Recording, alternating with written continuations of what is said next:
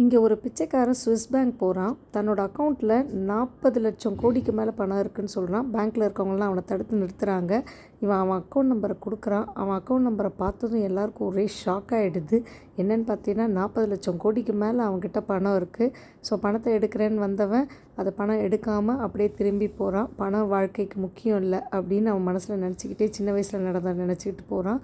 அவன் ஒரு நல்ல கடல்சார் துறையில் நல்லா வேலை பார்த்துட்ருப்பான். அவனுக்கு லவ்வர்லாம் இருக்கும். அவன் தன்னால் முடிஞ்ச அளவுக்கு அவன் சம்பாதிச்ச பணம் நல்லாவே வச்சுருப்பான். ஆனால் திடீர்னு பார்த்தா அதை டெரரிஸ்ட் குரூப்க்கு அவன் பணத்தை கொடுத்ததா போலீஸ் பொய் சாட்சி சொல்லி அவனை அரெஸ்ட் பண்ணி கூட்டிகிட்டு போயிடுது. காதலியை இழந்துடுறான், வாழ்க்கையில் எல்லாமே இழந்துடுறான். ஸோ ஜெயிலில் அவனோட வாழ்க்கையை அவன் கழிக்கிறான். அப்போ அந்த ஜெயிலில் இவனுக்கு பக்கத்து ரூமில் ஒருத்தர் இருப்பார். அவரை இந்த ஜெயிலேருந்து தப்பிக்க வச்சா உதவி பண்ணுறதா சொல்வார். ஸோ அவரை ஜெயிலேருந்து தப்பிக்க வைப்பான். அவர் நல்ல பணக்காரர். தன்னோட சொத்து முழுக்க இவனுக்கு எழுதி வச்சுருக்காரு. இதுதான் கதை.